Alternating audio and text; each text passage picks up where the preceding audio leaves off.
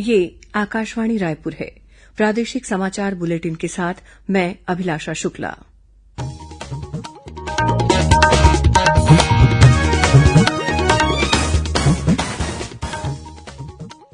और अब पेश है आज के मुख्य समाचार। केंद्रीय गृह मंत्री अमित शाह ने आज नवा रायपुर में एनआईए के शाखा कार्यालय भवन के उद्घाटन अवसर पर कहा कि केंद्र और छत्तीसगढ़ सरकार मिलकर वामपंथी उग्रवाद को खत्म करने में जरूर सफल होंगी। मोदी @20 किताब को लेकर आयोजित संगोष्ठी में श्री शाह हुए शामिल। कहा, प्रधानमंत्री नरेंद्र मोदी के जीवन का मूल मंत्र राष्ट्र प्रथम है। न्यायमूर्ति उदय उमेश ललित ने भारत के 49वें मुख्य न्यायाधीश के पद की शपथ ली। और छत्तीसगढ़ का लोक पर्व पोला आज प्रदेश भर में पारंपरिक तरीके से उल्लास के साथ मनाया जा रहा है।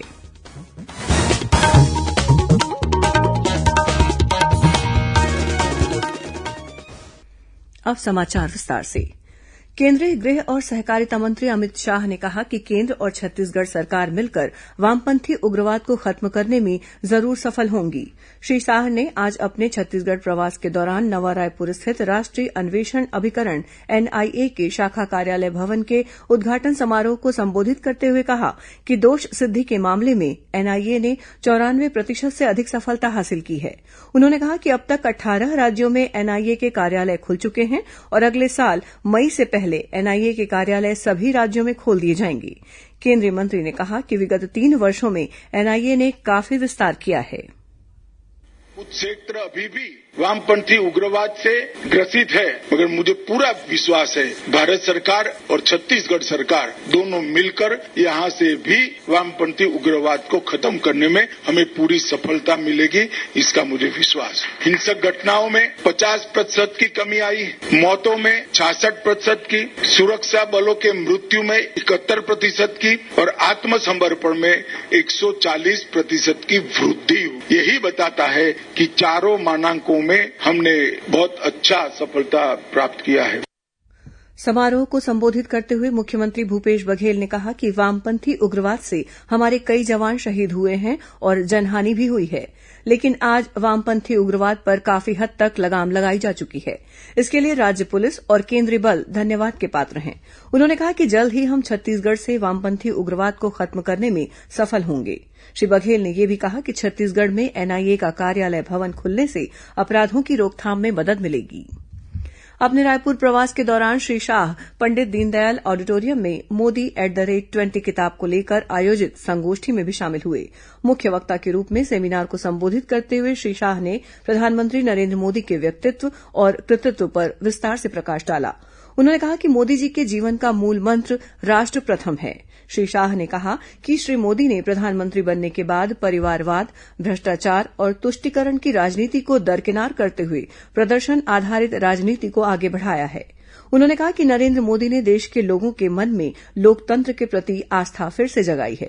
श्री शाह ने प्रधानमंत्री नरेंद्र मोदी के कार्यकाल में हासिल की गई उपलब्धियों का जिक्र करते हुए कहा कि श्री मोदी ने देश में गरीबों के जीवन स्तर को ऊंचा उठाने का काम किया है। वे मेक इन इंडिया कार्यक्रम की मदद से भारत को आत्मनिर्भर बनाने की दिशा में प्रयत्नशील हैं। वामपंथी उग्रवाद का जिक्र करते हुए केंद्रीय गृह मंत्री ने कहा कि बीते 8 वर्षों के दौरान नक्सली हिंसा की घटनाओं में उल्लेखनीय कमी आई है और अब ये देश के सिर्फ कुछ जिलों में ही सिमट कर रह गया है। इस कार्यक्रम में स्वागत उद्बोधन भाजपा के प्रदेश अध्यक्ष अरुण साव ने दिया। कार्यक्रम को पार्टी के राष्ट्रीय उपाध्यक्ष और पूर्व मुख्यमंत्री डॉक्टर रमन सिंह ने भी संबोधित किया। इस अवसर पर भाजपा के अनेक वरिष्ठ नेता, बुद्धिजीवी और कार्यकर्ता उपस्थित थे।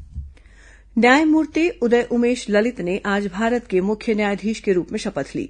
राष्ट्रपति द्रौपदी मुर्मू ने राष्ट्रपति भवन में आयोजित समारोह में उन्हें देश के 49वें मुख्य न्यायाधीश के रूप में शपथ दिलाई। न्यायमूर्ति उदय उमेश ललित ने न्यायमूर्ति एनवी रमना का स्थान लिया है। उनका कार्यकाल इस वर्ष 8 नवंबर तक रहेगा। शपथ ग्रहण समारोह में उपराष्ट्रपति जगदीप धनखड़, प्रधानमंत्री नरेंद्र मोदी और अन्य केंद्रीय मंत्री उपस्थित थे। प्रधानमंत्री नरेन्द्र मोदी कल सुबह 11 बजे आकाशवाणी से मन की बात कार्यक्रम में देश विदेश के लोगों से अपने विचार साझा करेंगे। यह कार्यक्रम आकाशवाणी और दूरदर्शन के समूचे नेटवर्क पर प्रसारित होगा। यह आकाशवाणी समाचार की वेबसाइट और news on AIR mobile app पर भी उपलब्ध रहेगा। आकाशवाणी समाचार, दूरदर्शन समाचार, प्रधानमंत्री कार्यालय तथा सूचना और प्रसारण मंत्रालय के यूट्यूब चैनल्स पर भी कार्यक्रम सीधा प्रसारित होगा। राज्यपाल अनुसुईया उइके ने the institute of chartered accountant of India द्वारा रायपुर में आयोजित 2 दिवसीय राष्ट्रीय सम्मेलन का आज उद्घाटन किया। इस अवसर पर राज्यपाल ने चार्टर्ड अकाउंटेंट्स से कहा कि वे वित्तीय अनुशासन और वित्तीय साक्षरता में अग्रणी भूमिका निभाएं। राज्यपाल ने कहा कि वर्तमान में वित्तीय समावेशन बढ़ा है और बैंकिंग प्रणाली से राशि सीधे हितग्राही के खाते में जा रही है। ऐसे में साइबर सुरक्षा को एक नई चुनौती के रूप में देखा जा रहा है। बीजापुर जिले में माओवादियों द्वारा यात्री बस को रोककर सुरक्षा बलों के लिए भेजी जा रही राशन सामग्री को लूट लिए जाने की खबर मिली है।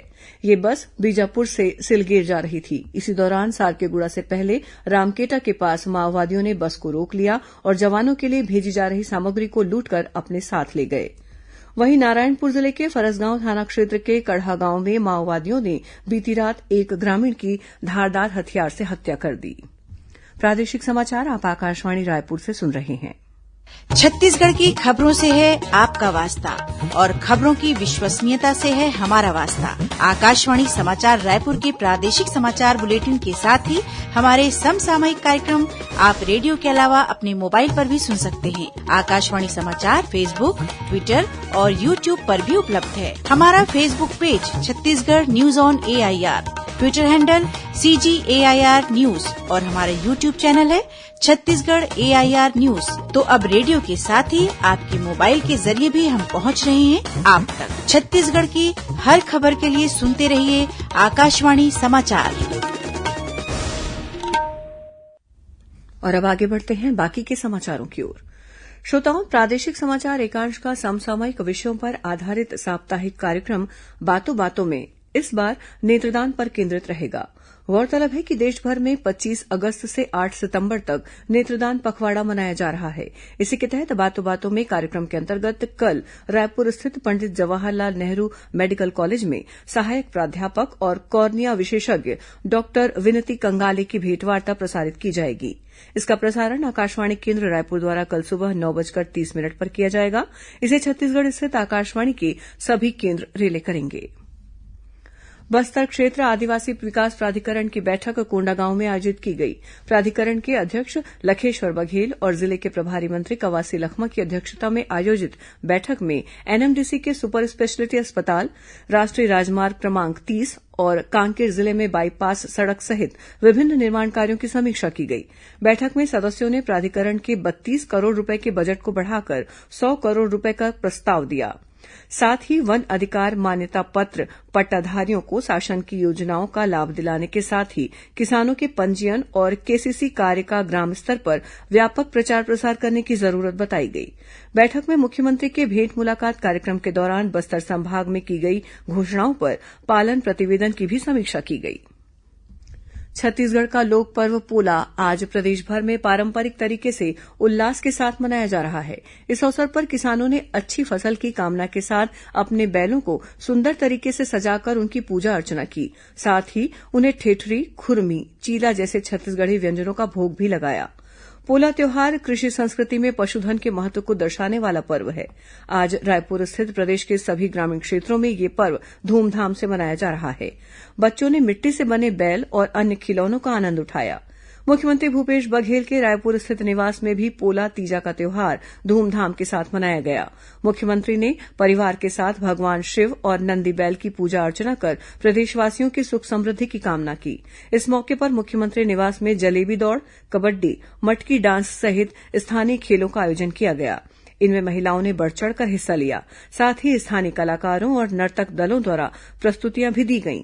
वहीं केंद्रीय गृह मंत्री अमित शाह ने भी आज अपने छत्तीसगढ़ प्रवास के दौरान पंडित दीनदयाल उपाध्याय प्रेक्षागृह परिसर में पोला पर्व के अवसर पर बैल जोड़ी की पूजा अर्चना कर लोगों की सुख समृद्धि की कामना की। श्रोताओं, आकाशवाणी के रायपुर केंद्र द्वारा कल शाम 6:30 से 6:35 तक जिले की चिट्ठी कार्यक्रम का प्रसारण किया जाएगा। समाचार एकांश के इस कार्यक्रम को छत्तीसगढ़ स्थित आकाशवाणी के सभी केंद्र रिले करेंगे। इस बार के अंक में गरियाबंद जिले की गतिविधियों के बारे में जानकारी दी जाएगी। अब कुछ अन्य खबरें संक्षेप में। राज्यपाल अनुसुईया उइके कल 28 अगस्त को रायपुर में आयोजित अखिल भारतीय महापौर परिषद के समापन समारोह में शामिल होंगी। राज्य शासन ने स्कूल शिक्षा विभाग के अंतर्गत 661 शिक्षकों के हाल ही में जारी स्थानांतरण आदेश को लिपिकीय त्रुटियों के कारण निरस्त कर दिया है। गरियाबंद जिला पंचायत के सीईओ ने भ्रष्टाचार और अनियमितता के आरोप में ग्राम पंचायत बिरीघाट के सचिव को निलंबित कर दिया है।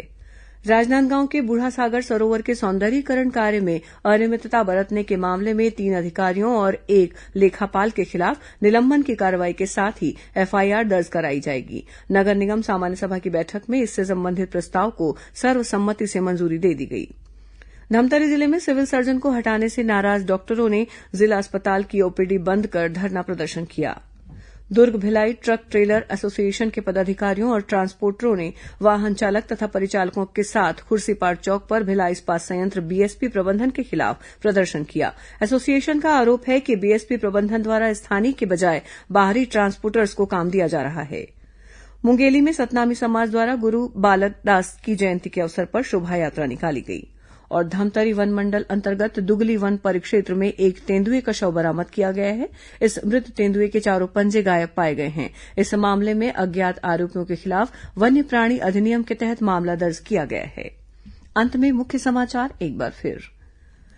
केंद्रीय गृह मंत्री अमित शाह ने आज नवा रायपुर में एनआईए के शाखा कार्यालय भवन के उद्घाटन अवसर पर कहा कि केंद्र और छत्तीसगढ़ सरकार मिलकर वामपंथी उग्रवाद को खत्म करने में जरूर सफल होंगी। मोदी @20 किताब को लेकर आयोजित संगोष्ठी में श्री शाह हुए शामिल। कहा, प्रधानमंत्री नरेंद्र मोदी के जीवन का मूल मंत्र राष्ट्र प्रथम है। न्यायमूर्ति उदय उमेश ललित ने भारत के 49वें मुख्य न्यायाधीश के पद की शपथ ली। और छत्तीसगढ़ का लोक पर्व पोला आज प्रदेश भर में पारंपरिक तरीके से उल्लास के साथ मनाया जा रहा है। इसी के साथ प्रादेशिक समाचार बुलेटिन समाप्त हुआ। नमस्कार।